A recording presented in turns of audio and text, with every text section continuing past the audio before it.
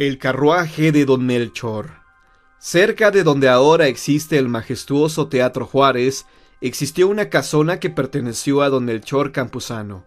Este hombre de origen español era un próspero minero, por lo cual vivía rodeado de lujos y comodidades. Al no tener familia, se apiadaba de los más necesitados y les ayudaba con algunas monedas. Su fortuna la incrementó cuando se asoció con 2 españoles más. Don Manuel Cabrera, su principal socio, estaba cerca de la muerte y le pidió que cuando él falleciera repartiera su fortuna entre los más necesitados. Lo cual hizo, pero no faltaron aquellos que comenzaron a difamarlo, asegurando que solo repartía unas cuantas monedas. Don Melchor, al escuchar esto, se molestó tanto que decidió retirar la ayuda a los pobres. Él no debía por qué malgastar su fortuna, ya que el dinero de su amigo ya lo había repartido.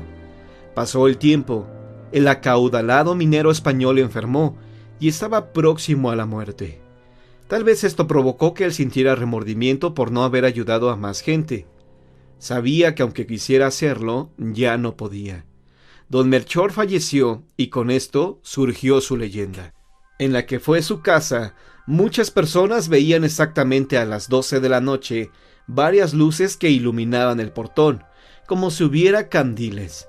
Segundos después escuchaban los cascos de los caballos, los cuales tiraban una carreta que conducía a un extraño, pero a la vez macabro personaje, vestido todo de negro. Algunas personas decían que se trataba de Don Melchor, otros de su cancerbero. La carreta desaparecía a los pocos segundos, partía a toda prisa y dejaba tras de sí un olor a azufre. Hubo personas que inclusive aseguran haber visto al espectro de Don Melchor penando, pero no suplicando oraciones por su eterno descanso, pues él estaba consciente que merecía este castigo por no ayudar a la gente que merecía. Al parecer, Dios se apiadó de él, pues nunca más se volvió a ver la carreta, ni a Don Melchor penando por las calles de Guanajuato. Hace muchísimo tiempo, allá en la época de la colonia, había una ancianita de rancia estirpe, descendiente de uno de los primeros conquistadores, que vivía sola en una gran casona, que por el descuido de muchos años y la indiferencia de la anciana dueña, sin duda, había vivido épocas mejores. La vieja casona parecía que se iba a caer de un momento a otro. La ancianita, que no tenía ningún ser querido que la cuidara, murió sola, triste y abandonada, y en su última voluntad, pidió que se le enterrara con algunas de sus joyas y pertenencias, donando lo demás a los pobres, ya que no tenía a nadie que se las heredara. Así se cumplió a la señora su última voluntad, y fue enterrada con algunas de sus cosas personales de gran valor.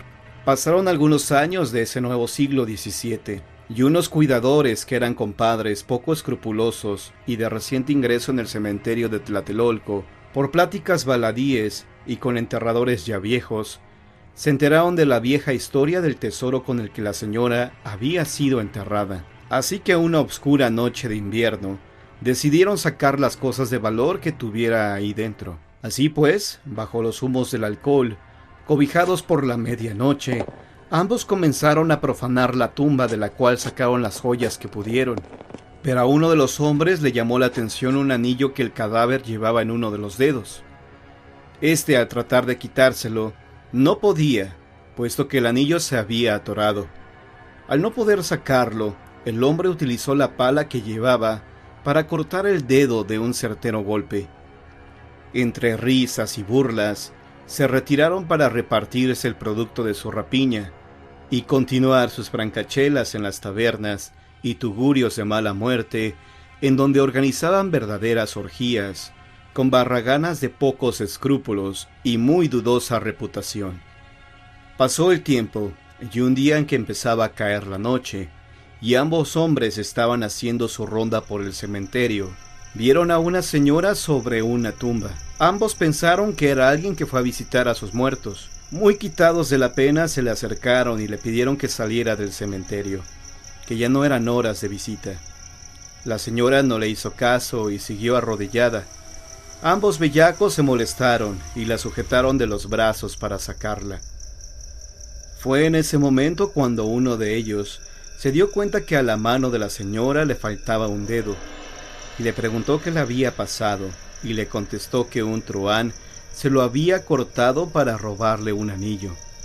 Pero al comenzar a hablar, el velo que llevaba puesto se le cayó dejando ver su rostro, el cual era de una horrible calavera descarnada. En ese momento se percataron de que estaban a los pies de la tumba que días antes habían saqueado. La horrible calavera volteó su rostro hacia el hombre que le había arrancado el dedo para robar el anillo que llevaba, y con voz lastimera y cavernosa le pidió que le devolviera su dedo con el anillo robado. Los dos bergantes acobardados salieron corriendo con todas sus fuerzas hasta llegar a sus casas situadas cerca del mismo cementerio, donde se encerraron a piedra y lodo. El enterrador que había hurtado el anillo se embruteció con botellas de vino y finalmente se durmió. Pero no bien había conciliado el sueño, cuando entre su inconsciencia escuchó extraños ruidos que se acercaban poco a poco hasta su lecho, y sintió helarse la sangre cuando a la pálida luz de la luna llena que se filtraba por el balcón descubrió estupefacto al pie de su cama el horrible espectro de la anciana mujer que le exigía más que pedir le entregara su dedo y anillo. El desgraciado enterrador ladrón trató de huir, pero por más que lo intentaba, el espectro de la muerta no le dejaba ir. Finalmente ésta comenzó a desaparecer, pero el desgraciado y vulgar ladrón murió de un infarto, quedando grabado en su rostro una horrible mueca de espanto y terror indescriptible. Al día siguiente, con las primeras luces del alba, encontraron el cuerpo junto a la tumba de la señora. Ella lo arrastró hasta el cementerio. Su compañero y compadre quedó loco de remate al descubrir que la mano derecha de su amigo estaba sin un dedo, y la cara con una expresión de terror, además del cabello blanco por el miedo que experimentó. El monje sin cabeza. En la población de Jesús María, al norte de Jalisco, cuando llegaron los primeros frailes para evangelizar a la población, no fueron bien recibidos, pues la gente ya tenía sus propias costumbres, sus propias creencias, y fueron rechazados. Incluso algunos monjes fueron asesinados, como fue el caso de un sacerdote al que le cortaron la cabeza. Tiempo después, en esa población, ya que se había evangelizado la comunidad, se hablaba sobre la aparición del monje sin cabeza, provocando el terror entre los moradores. Durante las frías madrugadas veían caminar en el pueblo a dicho fraile que parecía flotar.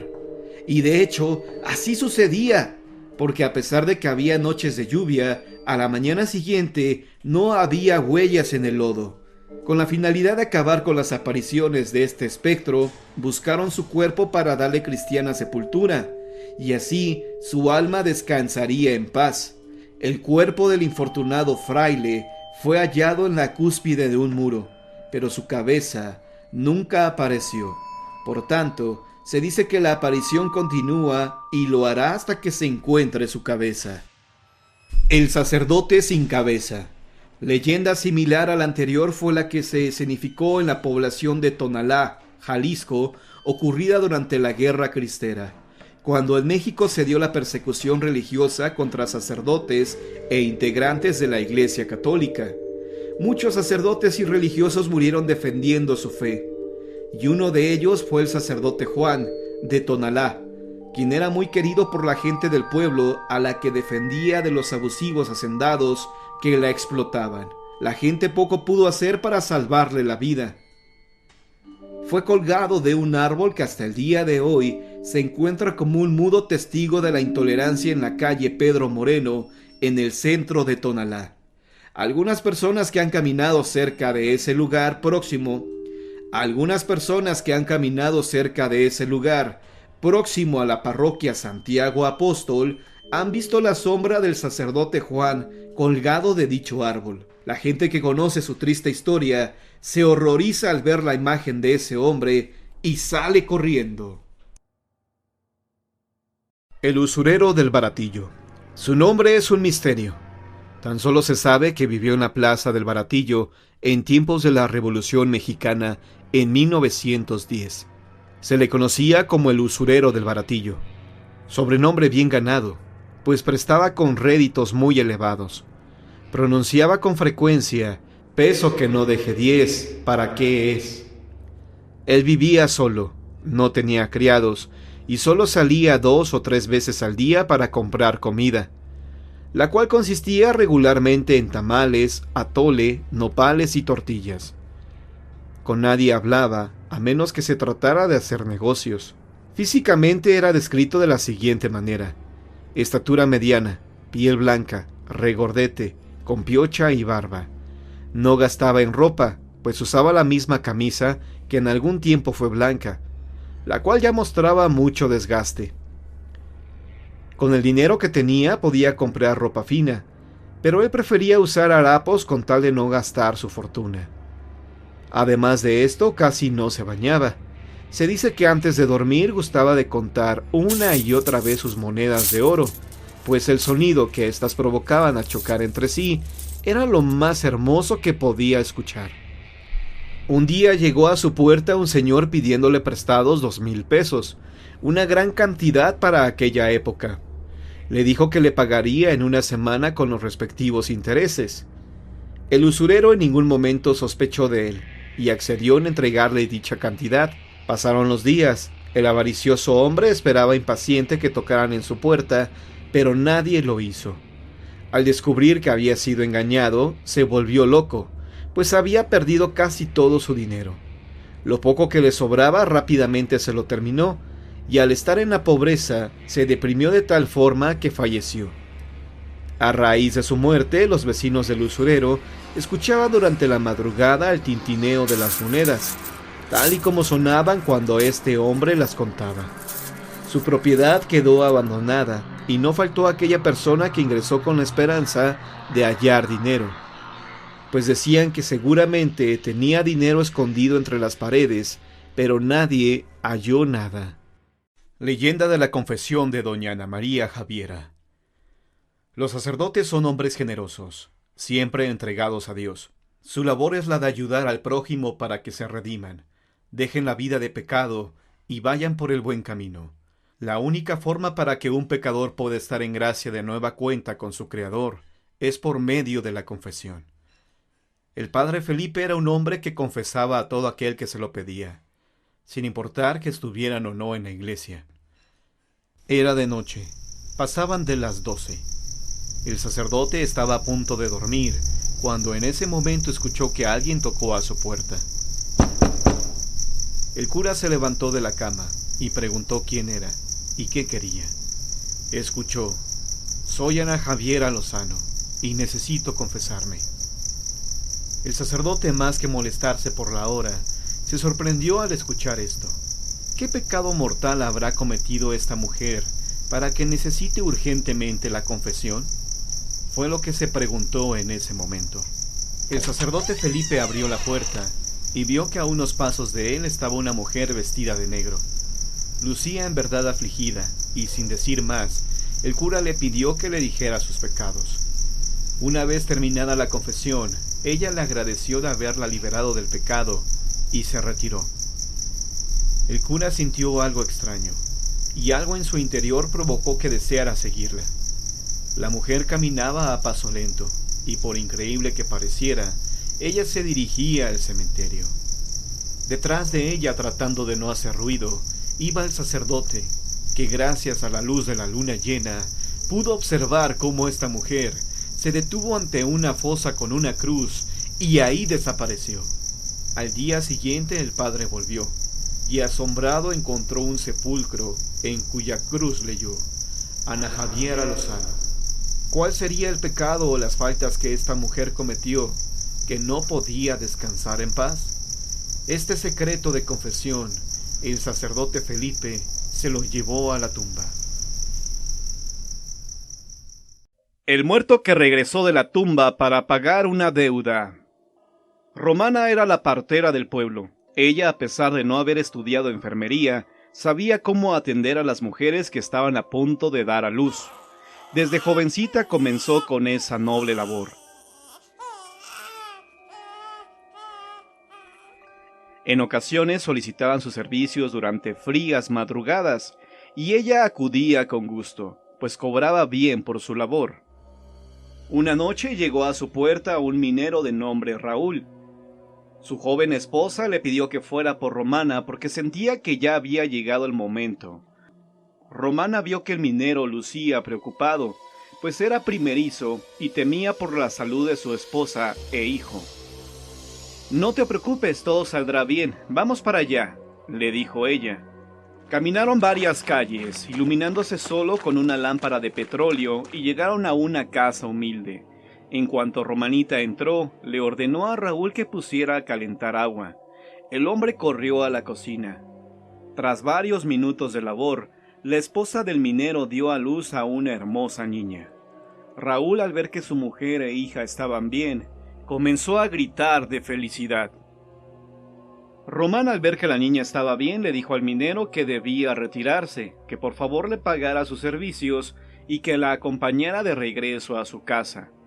El minero le dijo que sí, que le dijera cuánto le debía. Romana le pidió 50 pesos, que en aquella época, estamos hablando de principios del siglo XX, era mucho dinero. Raúl se sorprendió al escuchar cuánto le pedía, pero con gusto aceptó pagarle el dinero. Solo que había un pequeño problema. No tenía la cantidad completa. Además, no podía quedarse sin nada de dinero porque debía comprar algunas cosas para su mujer e hija. Romana entendió la situación y le dijo que no había problema, que le pagara cuando tuviera dinero. El minero le dio en ese momento 25 pesos, dinero que Romana no quería aceptar, pues estaba consciente que en ese momento le hacían falta a Raúl.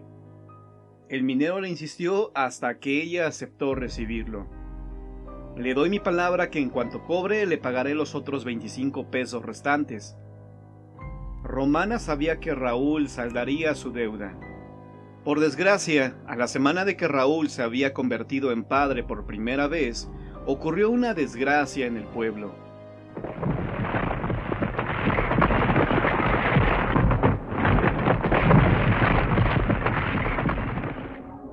La mina donde él trabajaba sufrió un derrumbe, sepultando a varios de los trabajadores, entre ellos a Raúl.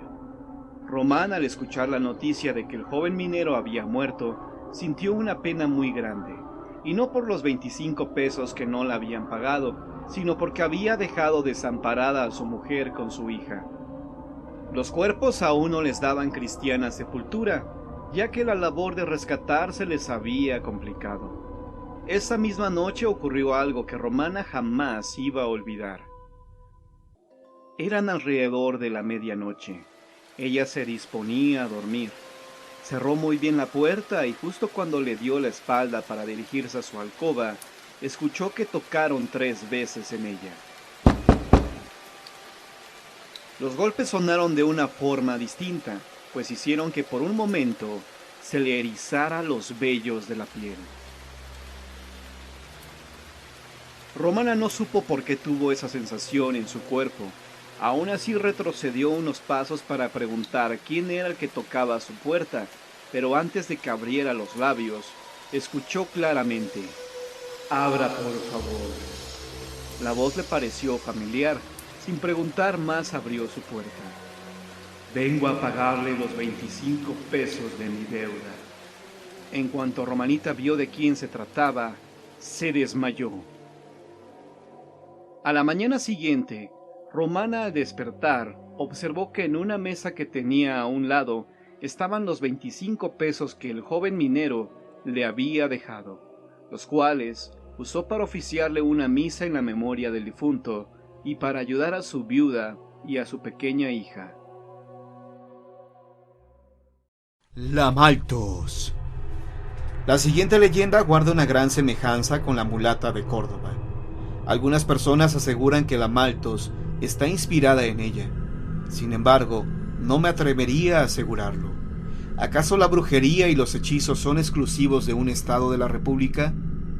¿Verdad que no? Bien, conozcamos la siguiente historia.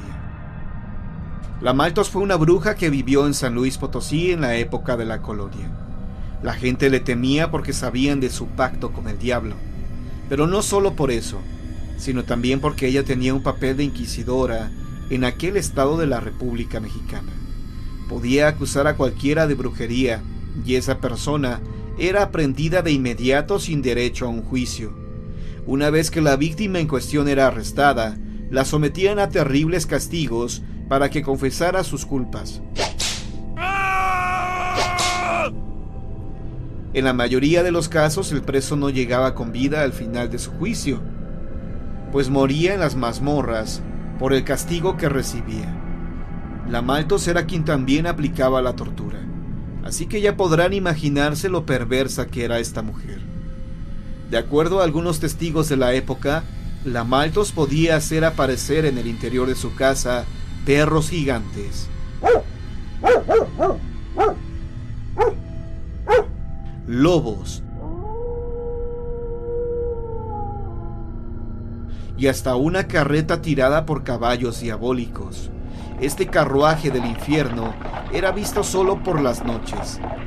La Malthus lo usaba para salir a pasear en él, y la gente cuando lo veía pasar solo se persignaba y decía: «Allá va la Malthus, la bruja». El carruaje cruzaba el centro de San Luis Potosí a toda velocidad echando chispas. Sus fechorías no parecían tener fin, debido a su colusión con autoridades y políticos. Estos le temían por sus poderes y sus endemoniados actos. Preferían tenerla de amiga que de enemiga. Pero esta impunidad terminó para la Malthus cuando se extralimitó y mató por medio de hechizos a 2 personas con mucha influencia política y económica de aquel estado. No hubo más remedio para el alto inquisidor que dar la orden para que la prendieran y enviaran a la cárcel de la Ciudad de México. Los inquisidores llegaron a la casa de la bruja y entraron a capturarla. Ella estaba en su habitación y tranquilamente aceptó que la llevaran presa. Temiendo alguna represalia por parte de ella, las personas que participaron en su captura se disculparon. Informaron que ellos solo recibían órdenes. La Malthus aceptó las disculpas y les prometió que no se vengaría de ellos. «Ha llegado la hora de perder», dijo la mujer. «Aunque mis poderes no se han ido, podría destruirlos en estos momentos, pero no quiero. Me entrego a ustedes, pero como un favor, les quiero pedir que antes de partir, me dejen hacer un dibujo en la pared, el cual quedará como un recuerdo de mi presencia en esta casa». Los inquisidores aceptaron y se hicieron a un lado para que la Malthus trazara su dibujo en la pared. Con el dedo índice de la mano derecha trazó los contornos de una carroza, le dibujó unas ruedas, la portezuela que lleva y al final 2 corceles. Al terminar su dibujo, ella se carcajeó y comenzó a decir extrañas palabras, un conjuro que hizo cobrar vida al dibujo. Volteó a ver a sus captores y con una cara llena de felicidad les dijo: «Los invito a que viajen conmigo. Recorreremos lo ancho y largo de los continentes». Los hombres quedaron inmóviles ante lo que estaban viendo, aterrados de miedo. La Malthus subió ágilmente a la carroza y tomó las riendas. Azotó a los caballos y estos relincharon al mismo tiempo en que tiraban del carruaje con fuerza. En breve, este desapareció. Los inquisidores salieron despavoridos a dar aviso a su jefe, pero este no les creyó. A partir de ese momento, nunca más se volvió a ver a esta malvada mujer, a la Malthus. La novia Vicenta. Corría el mes de junio de 1888. Vicenta Muñoz y Manuel García iniciaron los preparativos para su boda. La mujer compró su traje de novia y solicitaron al sacerdote de la iglesia San Juan de Dios que los casara a finales de mes. Todo era felicidad para la feliz pareja, pues pronto harían realidad su sueño. Todas las noches Manuel visitaba a su amada. Seguían haciendo planes y cada vez veían más cercana la fecha de su boda. Se despedía de ella dándole un beso en la frente. Fue durante la madrugada del 18 de junio de 1888 cuando en León, Guanajuato, se desató una tormenta que arrasó con todo. La ciudad se inundó y derribó casas, mató animales y personas. Manuel despertó por los truenos y pensó en inmediato en su prometida. «Dios mío, ¿estará bien?».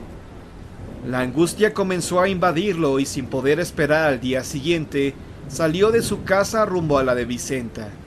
No pudo llegar esa madrugada, pues todo estaba devastado. El nivel de agua era alto, lo que imposibilitaba avanzar. No hubo más que esperar hasta que descendiera el nivel del agua. Manuel, conforme se acercaba a la casa de Vicenta, se horrorizó con lo que vio. Muerte en todas partes. Llegó a la casa de Vicenta. Gritó su nombre, pero no recibió respuesta. El agua comenzaba a descender. Dentro de la vivienda los muebles estaban movidos por la fuerza de la corriente. Debajo de unos tablones estaba su prometida, muerta. Manuel quedó destrozado ante esta pérdida. Le dio cristiana sepultura en el Panteón San Nicolás y escribió el siguiente epitafio. Vicenta Muñoz quiso ser esposa idolatrada, mas llamándola del cielo de improviso, la corona cambió de desposada por la cruz sin fin del paraíso. Recuerdo de su prometido Manuel García. A los pocos meses, Manuel no resistió más la pena y se suicidó. Se ha dicho que hasta el día de hoy, durante las madrugadas más frías, se manifiesta el fantasma de Vicenta, vestida de novia en la iglesia donde contraerían nupcias. Al igual, han visto al espectro de Manuel García vestido elegantemente, pero nunca han visto a los dos juntos. Parecería entonces que Manuel y Vicenta no pudieron continuar con su amor en el más allá.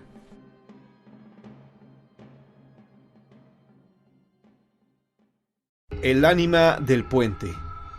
El convento de Celaya, Guanajuato, no solo ha sido objeto de múltiples visitas, sino de apariciones macabras también. Para los habitantes del lugar no es nada nuevo hablar del fraile que se pasea en cuanto cae la noche. Se cuenta que siempre que necesitaba reflexionar, el sacerdote Fray Juan del Espíritu Santo salía a caminar por los pasillos del convento, los cuales recorría con gusto y a paso moderado. Esta práctica ya la venía haciendo desde hacía 5 años. Debemos decir que el convento de Celaya, además de ser hermoso, era grande. Cierto día se le acercó un indio del lugar, que sofocado llegó a confesarle algo. De acuerdo a lo relatado por este hombre, él era el único que podía ayudarlo. Felipe Santiago, que era el nombre de ese indio, pidió con insistencia a Fray Juan que lo confesara. Finalmente el padre accedió y lo escuchó con asombro. Después de haberle escuchado, el padre se encontró sobresaltado por el relato y solo atinó a decirle: «Es necesario que lo confieses ante testigos». El indio estaba confundido, pues no entendía por qué el padre requería que su confesión lo hiciera ante testigos, lo cual finalmente hizo. Regresó a su casa no muy convencido. Llegó a dormir y al día siguiente regresó con el fraile acompañado de sus testigos. Observó que el padre ya lo esperaba, pero estaba acompañado de otros sacerdotes, que estaban impacientes por escuchar el relato. Felipe Santiago comenzó con su confesión, diciendo que hacía 3 años su primo Salvador había fallecido, que él lo había vestido para su entierro. Al momento de estarlo vistiendo, sintió que él había apretado la mano izquierda en 3 ocasiones, pero pensó que era su imaginación. Con nadie comentó lo que había sucedido por temor a las burlas. Tiempo después, al atravesar el puente Silva, aquel que dicen está embrujado, escuchó claramente cómo su primo Salvador le llamó. Él corrió lo más rápido que pudo, pero entre más corría, más fuerte escuchaba la voz de su primo. Finalmente aceptó que era su primo muerto, que había venido del más allá para pedirle algo. Esto se repitió, pero esta vez el difunto le pidió que por favor le oficiara 3 misas para que pudiera descansar en paz. Fue tanto el terror que se apoderó del indio que ya no pudo seguir su camino. Incluso se desmayó del impacto. Los sacerdotes escucharon el testimonio de este hombre y oficiaron las 3 misas que había solicitado el difunto. A pesar de cumplir con esto, Felipe no se liberó por completo del miedo que esto le provocaba, pues cada vez que pasaba por el puente, él se persignaba temeroso a que su primo difunto le hablara pidiéndole otra cosa, pero esto no volvió a ocurrir. La misa macabra dentro del Panteón El Saucito, en San Luis Potosí. Fue en el segundo tercio del siglo XVI cuando llegó de Europa a la Nueva España don Rodrigo de Quevedo y Coronado, descendiente de Hernán Cortés, por lo cual fue recibido con muchos honores. Tenía una posición privilegiada, aunque nadie sabía con certeza cuál era su encomienda, pues además de tener cédula real que lo convertía prácticamente en intocable, se rehusaba a contestar cuando le cuestionaban sobre su misión. Don Rodrigo tenía a su mando a varios esclavos, quienes trabajaban todo el día en condiciones infrahumanas. Excavaban buscando oro, pero al no encontrarlo, él los acusaba de haraganes y ladrones, por lo cual los castigaba azotándolos y dejándolos sin comer. Muchos murieron bajo su mando. Al ver tantos atropellos por parte de Quevedo, el virrey de Nueva España y el conde de Montalbán se comunicaron con el rey de España para informarle los actos crueles que realizaba su emisario. El rey decidió cumplir el capricho que tenía don Rodrigo antes de que fuera enviado a la Nueva España, inspeccionar las tierras del Potosí. La noticia lo hizo sumamente feliz, pues sabía que ahí había oro y plata en abundancia. Cuando don Rodrigo llegó a San Luis Potosí, descubrió con desilusión que eran tierras áridas, inhóspitas, pero se consoló al saber que debajo de estas había ocultos yacimientos de oro y plata.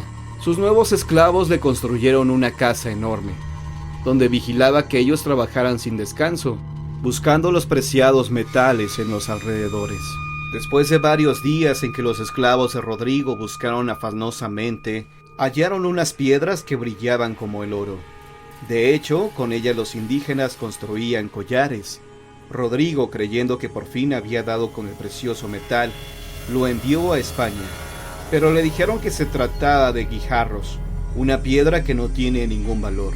Don Rodrigo comenzó a desesperarse y sintió que el tiempo se le estaba acabando, pues de España llegaron 2 hermanos, Juan y Pablo de la Rosa, jóvenes que al igual que él buscaban oro. Don Rodrigo les dio alojamiento en su casa con el fin de tenerlos vigilados, pues no quería que ellos lo hallaran primero y no le informaran. Buscaron por semanas en una mina con más de 200 indígenas a su disposición. Los esclavos excavaron en lo más profundo que pudieron, pero no encontraron nada. Los hermanos, resignados de que habían fracasado, le informaron de esto a don Rodrigo. Él no tomó con agrado la noticia y les pidió a los hermanos que regresaran a la mina para ver cuánto más habían excavado los esclavos. Ellos obedecieron. En ese momento, un trastornado Rodrigo le pidió a 2 de sus más fieles capataces que desviaran un canal de aguas hacia la entrada de la mina. Ellos obedecieron por temor a que los matara. Cientos de litros de agua entraban a la mina en segundos, y a los pocos minutos comenzaron a escucharse los gritos de desesperación de aquellos hombres que trataban de salvar sus vidas. Al no escuchar más gritos, don Rodrigo se retiró a su casa, en donde se encerró todo el día. No pasó mucho tiempo para que las almas de esas personas comenzaran a atormentarlo, pues don Rodrigo las veía dentro de su casa como espectros, reclamándole que por su avaricia ellos habían muerto. De día y de noche don Rodrigo era atormentado con esas presencias fantasmales. También en sus sueños los reclamos eran de este tipo.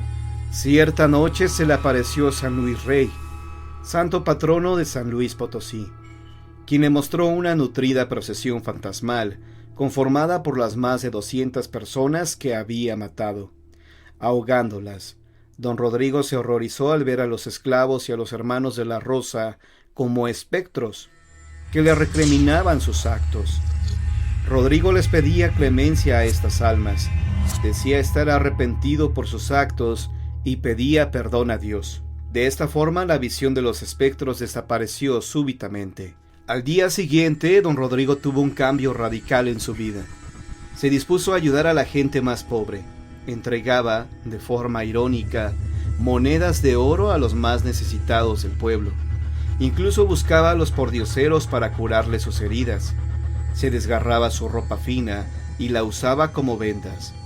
Esto demostraba el enorme arrepentimiento que sentía y el miedo que tenía de ir al infierno cuando muriera.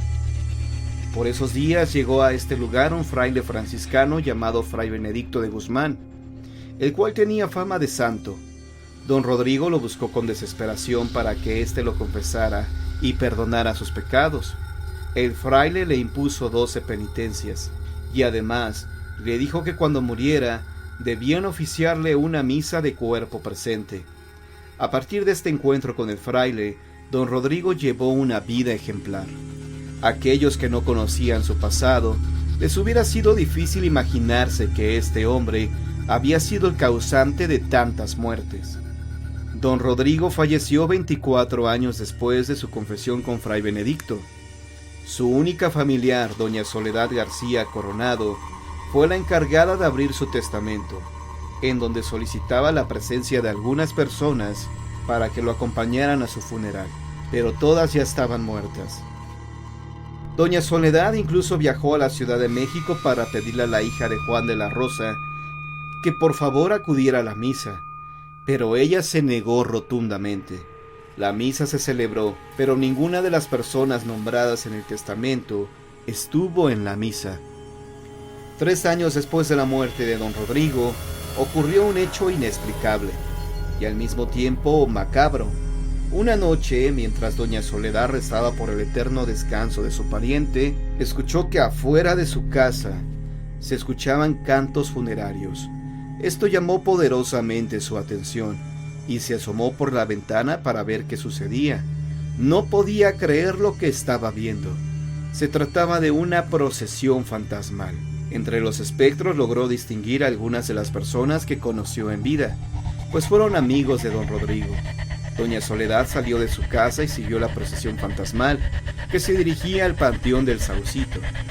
Adentro, la mujer observó, gracias a la luz de la luna llena, que estas ánimas estaban montando guardia a don Rodrigo, quien estaba tendido sobre una lápida. Ella se espantó con lo que vio y regresó a su casa corriendo, agradecida con Dios porque al fin don Rodrigo podría descansar en paz. Pero esto no era así, pues 100 años después, en 1909, se repitió la procesión y la vio Consuelo Meléndez, viuda de Hinojosa. Ella lo informó al sacerdote Antonio Cabañas, quien conocía la historia.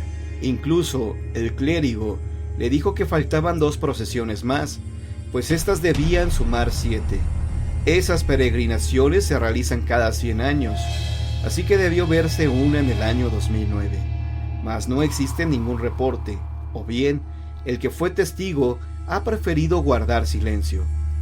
La última ocurrirá en el año 2109, así que las futuras generaciones que escuchen esto deberán estar atentas por si acaso logran ver la última peregrinación fantasmal en honor a don Rodrigo de Quevedo, con la cual por fin podrá descansar en paz.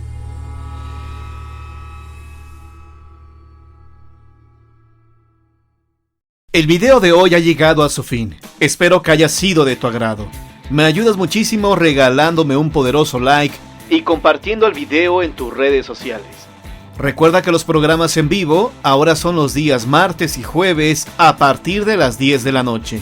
Por tu atención y compañía, muchas gracias.